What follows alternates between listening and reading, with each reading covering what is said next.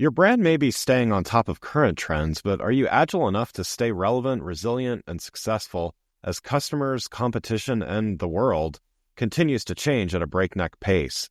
I'm thrilled to share the newly revised version of my first book, The Agile Brand. I'm calling it The Agile Brand Revisited. It's been updated to reflect our continually changing world, and it provides 7 principles that form the backbone of an agile brand, offering detailed insights and actionable steps for incorporating them into your business strategy. This is the book that started it all, and I'm excited to share it with you. It's now available in print and digital formats and available everywhere. Learn more by going to the Agile Brand Guide website at www.agilebrandguide.com. Welcome to Season 4 of The Agile Brand with Greg Kihlstrom, where we discuss business agility through customer experience, employee experience, and digital transformation. I'm your host, Greg Kihlstrom. The Agile World podcast is brought to you by TEKsystems, an industry leader in full-stack technology services, talent services, and real-world application. For more information, go to teksystems.com. To read more about the topics discussed on this show, you can go to my website at gregkihlstrom.com and read my latest articles or get a copy of my latest book, Meaningful Measurement of the Customer Experience, now available on Amazon and other retailers. My name is Greg Kihlstrom, and I'm the host of the Agile Brand podcast. Today we're going to talk about the power of using analytics to improve your company and team performance. To help me discuss this topic, I'd like to welcome Steve Leeds, Vice President of Business Analytics for Ironwood Pharmaceuticals and author of The Analytic Detective. Steve, welcome to the show. Thank you so much for inviting me on the podcast. Yeah, absolutely. Looking forward to talking with you. So why don't we start by you giving a little background on yourself and what you're currently doing? Sure. So my background is in applied math and statistics. And in school, I got pretty serious about it. I was really into it. So I ended up studying and got my doctorate at University of Connecticut. And they even allowed me to teach there while I was doing it. So I got to teach intro and advanced statistics there as a lecturer in the department. So it was a dynamite experience at UConn. From there, Amex came after me, American Express, in a good way. They weren't coming after me for any sort of collection debt, but they came after me to work for them. And that was really, those were heady times. That was very exciting to be working for a huge American company. So I went over to American Express and I got kind of my first good exposure to analytics, and I worked there for a little over 5 years. And with that experience, I decided to start my own analytics company. Now, this is around the mid-'90s, so we're going back a way. I'm kind of dating myself. But so back in the mid-'90s, I started my own company, and it was called The Marketing Investigator. So for some reason, I have this idea about detective work and investigation, but it was a real fun time to have an analytic consulting company. So I built models back then for financial services, insurance, automotive, retail, mostly on the direct marketing side of the business. But I also got to do some legal consulting, which was a lot of fun. So, and around 2002, I decided, you know what, I'd like to get back and work full time at a company. I love the consulting, but there was a little bit of loneliness to it. And, you were living from client to client. And I thought, I'd like to get back. And I always wanted to, the one area that I had not touched in analytics was pharmaceutical. I ended up landing a gig back then in 2002 doing pharmaceutical marketing and sales analytics. So not on the clinical side, but mostly on the marketing and sales side of pharmaceuticals. And since then, I've been on that. I've been doing that. I've managed analytics groups at a few different pharma companies. And right now, I'm currently the VP of Business Analytics at Ironwood, which is in Boston, Massachusetts. Nice. Well, let's start by talking about your book, The Analytic Detective, to follow that detective theme there. So, yes. So why did you want to write this book, and what do you feel needed to be explored as you were planning it? Yeah. So through my whole analytic business career up to now, which frighteningly is checking in at about 35 years and counting, I noticed this very common disconnect that was really never spoken out loud. It was kind of underneath the surface, and nobody was talking about it. And I even looked for books, and nobody was really writing about it. And so what this disconnect was is on the analytics side, you saw all these sophisticated dashboards and scorecards and reports, and a lot of the analytics folks were talking about the latest technology. And don't get me wrong, all that stuff was great. But what I noticed on the client side is they were privately saying, this looks great, but what are the key takeaways I need to know beyond these basic stats in these reports? This is a lot of information. What are my big insights? What's really important? What action should I take based on the data that you're seeing? You're the experts on the data. What do I really do with this? And how does it answer the layered questions I've been asked by my boss? My boss is waiting on some of these answers, and the questions are pretty layered, and I can't seem to get that out of these dashboards. And the client was almost feeling, was feeling inadequate, that they're supposed to just figure this all out from all of these maps and reports and pretty dials, and they would get a little frustrated. And so I just, in other words, the analyst and client were having a pretty big disconnect, and it was this quiet frustration coming from both sides. And I noticed that, as I said before, most of the analytics books were geared towards the technical side, data analysis techniques, managing big data, data mining, machine learning, AI. There's so many good books out there, but there's nobody talking about this piece. And I felt if people aren't communicating, then it really doesn't matter how cool your software is. If the client on the other end is just kind of nodding their head and said, oh yeah, this is great, this is really amazing stuff, but then they go back to their desk and say, I don't know what I'm going to tell my boss about these really key insights. And so that was one big area I wanted to cover in the book. And then I also wanted to point out that there's important analytical minefields along the way as an analyst that you have to be aware of, and you probably don't realize that you could get yourself in a bit of trouble. You want to avoid these things, and it can really inhibit your career path, and you wouldn't even know it. Just some very basic things. And so I really wanted to dig into those details. I'll give you an example. In the book, you go into an elevator, and the CEO is in the elevator, and they recognize you, and they say, hey, Greg, what'd you think of those numbers this morning? And you say something like, I thought they would have been better. Well, you've actually now created a situation for your boss that your boss may have to answer, hey, Right. your guy Greg said he didn't think the numbers were so good, and you were singing a different tune this morning. Now you've got an issue with your boss. You didn't really want to do any harm. You were just being honest. But now your boss is saying to you, you've kind of created a situation for me that I could have done without. And I realize you're being honest, but you're a bit naive to say that to the CEO in the elevator, because they're going to come after me for that. And now I actually have a big problem. And that's just a small example. Something as innocuous as that could actually blow up your career. And I've seen it happen. Yeah. And so I like to write about this stuff and say, look, be careful. Use some emotional intelligence here. You may not have been trained for that when you were in your analytics class, but this is something you've got to be careful about. So I talk a lot about that in the book, and also ways you should even write emails as an analyst.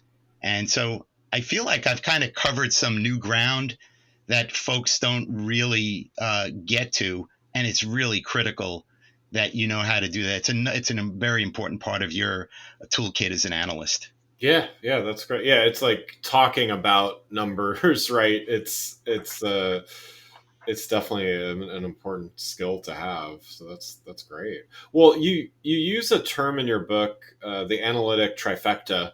Can you talk a little bit about what that is?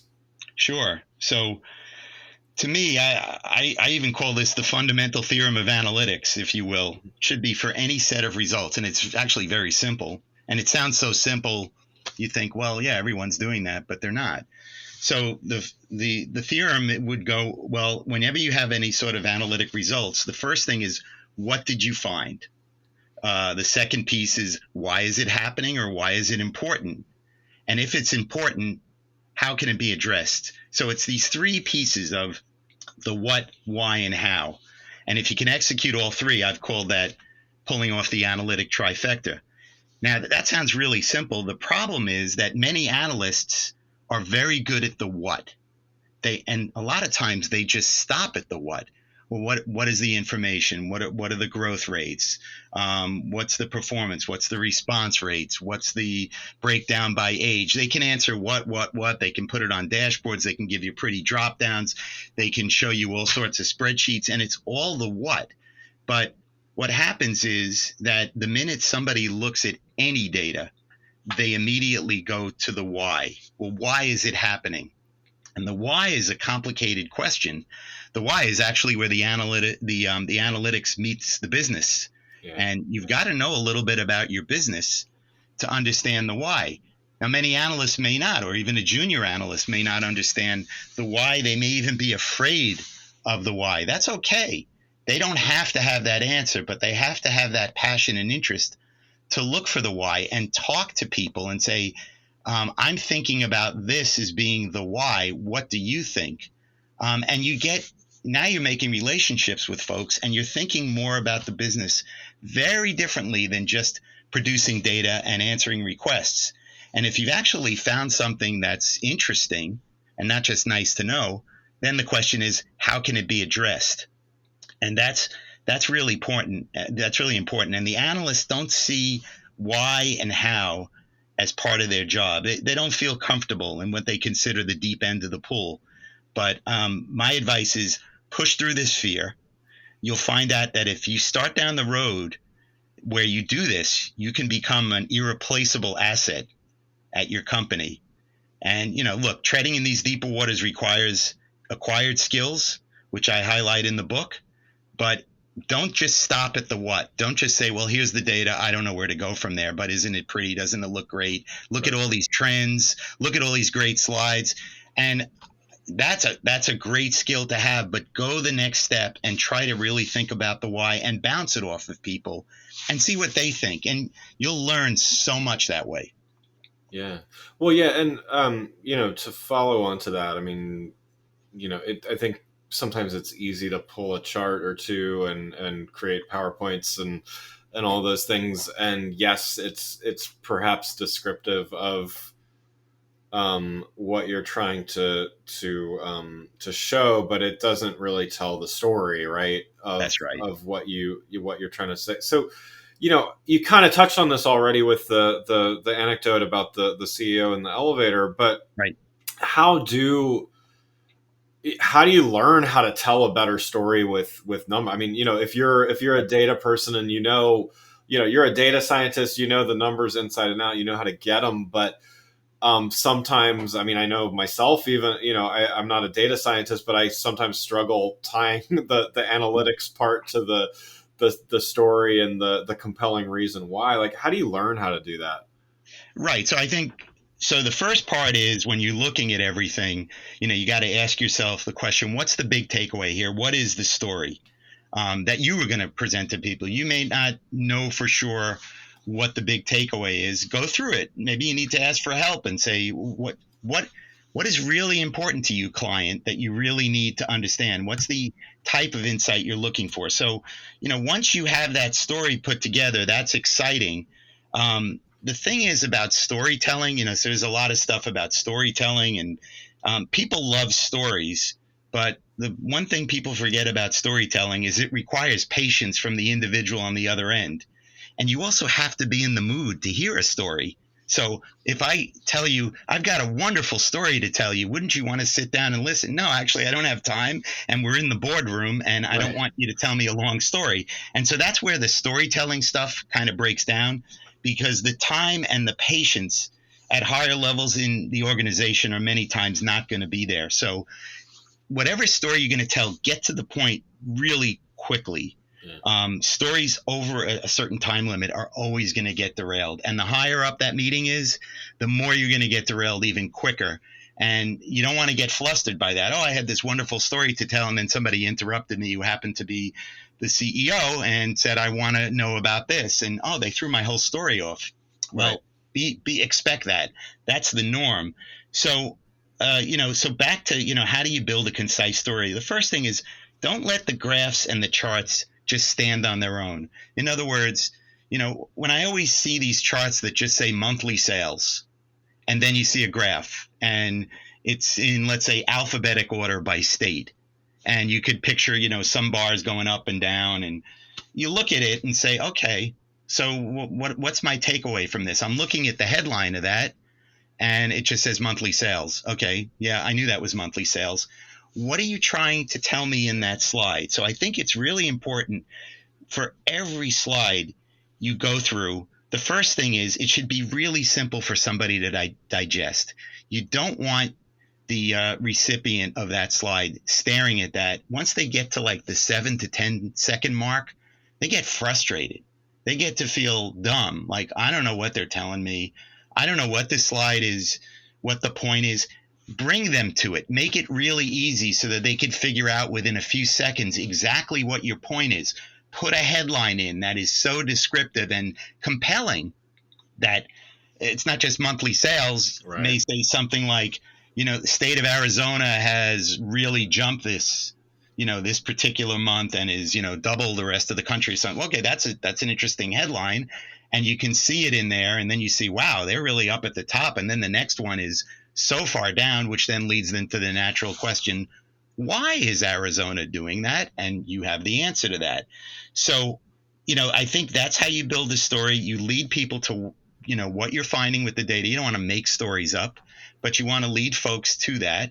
And you want to have a nice flow to it, but not too many slides. And it shouldn't take too much time for folks to digest it, because they're just going to get frustrated. And you don't want to frustrate your audience. You don't want them going to their phones and starting to check their phones and email because you've lost them. So I think that's all part of it. Try the presentation out on a colleague and say, how are you receiving this? Is this too complicated? Is it easy? And so that's a little bit of kind of slide. I like to build very simple slides. I don't like to put a lot in it. And I always ask the question, the minute I build a slide, I just say, so what? Well, yeah, and I think, the other phenomenon that I've seen is, particularly with, if you're talking to an executive or a stakeholder that, they know the business, but they don't necessarily know the nitty gritty of what you're trying to show them. If you show them something, one of two things, at least in my experience. One, they're going to assume that it should be important. And if they don't really see if they can't connect the dots to your earlier point with the story, then they're going to be like, why are you showing me this? And that's right. If they do know what's important and they see that you're showing them this meaningless number, it's not going to look good on you. Right. So it's a lose-lose proposition. In other words, to just kind of show. And I think, this is kind of the challenge with, there's a lot of dashboards out there. Like every SaaS product, for instance, has a dashboard. And so it becomes, I've done a lot of work in digital marketing and, let's say website analytics. It's like, okay, well, Google Analytics has this like opening screen that shows a bunch of stuff. And so you just copy and paste that screen because it's easy to do versus creating a custom report. And yet maybe only one chart on that entire dashboard is actually of use to the client or the stakeholder that you're showing it to. And yet you just kind of do it because it's easy, not because it's right. Right. And it's cool to automate it. A lot of analytic folks love automating the dashboards and telling them, look how great this is. I use the analogy in the book of, when you drive your car, you have a dashboard, you have all these dials. Do you actually stare at your dashboard when you're driving? Right. No, you don't. You actually look out the windows. A good driver is making insightful decisions based on what they're seeing through their front view mirror and through their rear view mirror. And that's really the way. The dashboard just tells them, look, you're almost out of gas, or, you're going too fast. That's valuable to look at, but that shouldn't be the whole thing. And a lot of folks have designed dashboards to look like a car. Maybe that's a male thing. I don't know. But a lot of times you see these dials and that's great. Those really look pretty, but I can't get insights from them from the specific questions. I can't ask a dashboard a question. Right. And then if it's not on the dashboard or it's not in the report, then I'm going back to the analyst and saying, look, you gave me all this information. Here's the question I really have. Could you give me that answer or help me on the journey to get there? And I think that's really what it's all about. And that's really the journey you want to be on. And you want to be connected with your customers on that. So you really want to know what makes them tick. And you mentioned earlier about the CEO looking at something and saying, why are you showing me this? Or this isn't what I thought it was. You want to know your audience, and you want to know, if you can up front, to get some intelligence beforehand of what they might react to. You don't want to get them upset. You don't want to put something up there that's going to upset them. Try to stay away from that, because they'll remember, like, you just told me, I give an example of a new coach that's come in, and the team's been in fifth place for the last 5 years, and the analyst comes in, the first slide they show is that they've been in fifth place, and they're projected to be fifth place this year. That's not really a good presentation, not a good way to start right. presentation if you even make it past the first slide. But from an analyst standpoint, that was accurate and that was a good forecast, but it probably wasn't what was called for. So Right. all of these things I loved. I get involved in it. I love thinking about it, and I see it all the time. And hopefully I can help people stay away from those minefields, because I've been in them myself. So yeah. Well, let's switch gears a little bit here and talk a little bit about leadership and their role with reporting it. We've talked about presenting to leaders. Now let's talk about leaders' roles. So, what are some of the biggest mistakes you've seen leaders make in regards to analytics, and how can they avoid them so they don't pass on the wrong priorities to their employees? yeah, I think leaders who treat analytics more like an internal process, for spitting out dashboards and reports, or look how much we've automated. We're using the state of the art techniques. We're on top of big data. We're doing machine learning. We're doing AI. And they spend a lot of time talking about terminology, and sometimes they're even doing it to impress. And I can tell you, the clients, they may like the name and say, wow, it's really sophisticated. But from a leadership standpoint, your clients are just going to be so enamored with all that for so long that these leaders sometimes forget that they should be engaging with their customers, their internal customers. And cool software is impressive, and a lot of times these leaders say, yeah, we have great stuff and everything, the rest will take care of itself. But that's not the case. It's really, you're there for your customers. They're the ones who need the insights. They're the ones you need to ride with, and they're trusting you that you know the data and that you understand the business mostly like they do, so that you could help them really dig out what's important in the data. And so I think leaders who spend too much time focusing on the beauty of analytics kind of miss the boat. I feel very strongly that leaders should be inciting their teams to be analytic detectives. And it's kind of how I got the name of the book. It was a bit by accident. I was in a boardroom many years ago, and an executive said, could you describe what your group does? Yeah. And I thought, I've got to come up with something really quick, because they don't want to hear a long discussion. They were just, saying, just give us a quick thing, give us your name and tell us what your group does. And I said, my group are analytic detectives. There's mysteries in the data that we need to solve. That's our job. Nice. And this guy loved it. And other people loved it so much that it kind of shocked me. And I said, well, I guess I have the title of my book. Nice. So that's how it all. But really, leaders should focus on that. That's what they're there for. They're there to support their internal customers. Yeah. Well, and so what about those leaders that some feel very comfortable with the numbers, and yep. and some don't, and how much should if a leader doesn't feel strong with analytics and data and everything, what should they do to try to be a more valuable leader? The reality is striking. While we can stream movies on demand and order anything to our doorstep within a click, healthcare interactions often feel needlessly complex. Healthcare marketers, this one's for you. In Shop, Stream, Heal, author Adeline Ashley shares actionable insights from industry leaders like Netflix, Amazon, and Delta, showing how healthcare can thoughtfully adapt their winning strategies. This isn't about technology for technology's sake. It's about making healthcare more accessible, intuitive, and human. Drawing from real-world successes and lessons learned, the book shows you how to create healthcare experiences that truly meet patient needs while preserving clinical excellence. Shop Stream Heal by Adeline Ashley features a foreword from Dave O'Flanagan, CEO of Sitecore. It's published by the Agile brand and now available in print and digital formats on Amazon. Go to shopstreamheal.com for more information. Yeah, that's a great question, and I've had leaders who have not been comfortable, and some of them have still been great, and others not so great. And I think the difference is that don't worry so much about the fact that you don't have the analytic skills, but what you need to do is, appreciate the folks who do have those analytic skills in your group. And, you don't want to fall into traps where you go to those individuals and say, that really shouldn't take so long, right? Don't you have that automated? Don't we have that data sitting somewhere on the shelf? Right. There's this idea that somehow the data is just sitting there waiting to be delivered, and you push a button and all the insights come out. And I think leaders who maybe aren't as analytically knowledgeable, if they have that impression, that's sometimes irritating to the employees, because it does take a lot of work to pull this all together and make it look seamless.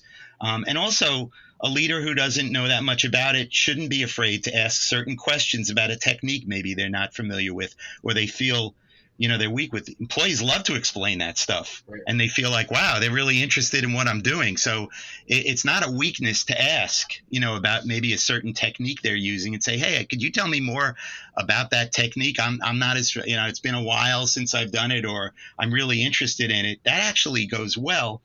And, finally, I think really good leaders are just good coaches. So they want to just make sure that they keep their analytical staff on the supportive track, and that their job is to find key insights and not get too wrapped up in the technology and the automation. And good leaders will say, that looks really good, but let's make sure we're back on track as to what we're all about and what we're here for. And good leaders will do that. Yeah. I think that's great advice. Well, one last question before we wrap up. As a fellow author, I always like to ask about the process of writing as well. When you were writing your book, The Analytic Detective, what did you learn that either you would or wouldn't do again when writing a follow-up? Yeah.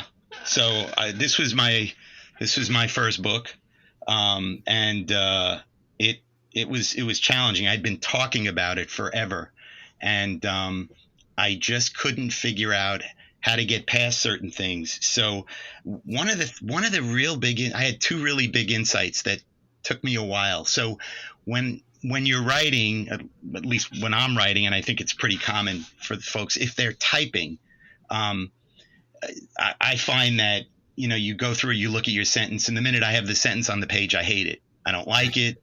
Oh, who cares? Oh, this is lousy. I mean, that inner voice just continues to sabotage you. At least it does with me. And as I'm writing, I found I just hated it. After I'd go back, I hate it. I don't like it. And it really stops you from writing. And I couldn't get anywhere. And I thought, how do I get around this? And I found, I can't remember where I saw it online, but somebody pointed this out that I think is incredibly valuable. When you're typing and you're putting it on the page, your brain has the chance to critique it. And that's the problem. And that's why you slow down. So how do you make it so that your brain doesn't have enough time to do that? And you generally do it using some speech recognition software, or you dictate it. And so I used one of the older ones. I know it's, archaic, the Dragon Naturally Speaking. I think that's like one of the first ones. And that's always worked well for me. I know there's plenty out there, but there's no time for your brain to critique you while you're actually doing your speech recognition. Nice. So I found that was really good. And I started just dictating to the computer and just talking out loud. And like I was having discussions.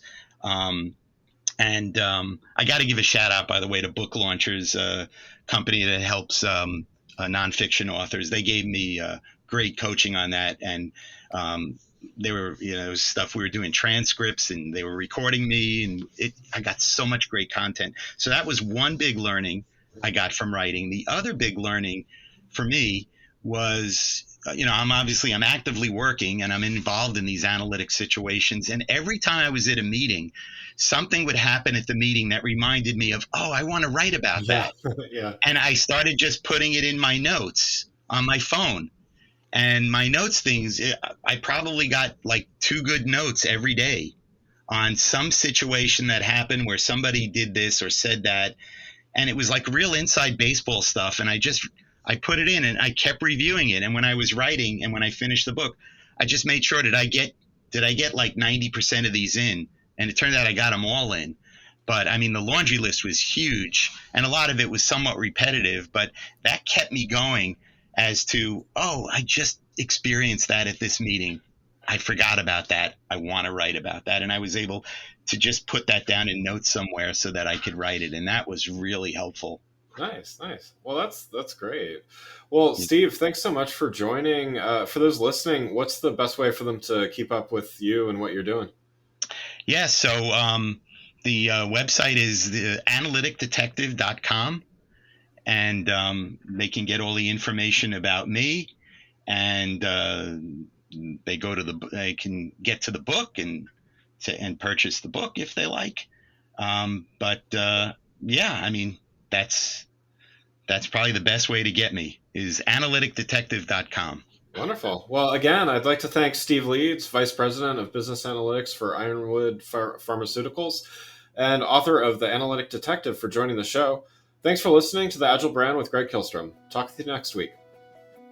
Thanks again for listening to The Agile Brand with Greg Kihlstrom podcast, brought to you by Tech Systems.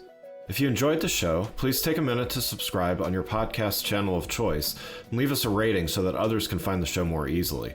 You can access more episodes of the show at www.theagilebrand.show. To get a copy of my latest book, Meaningful Measurement of the Customer Experience, visit my website at gregkihlstrom.com.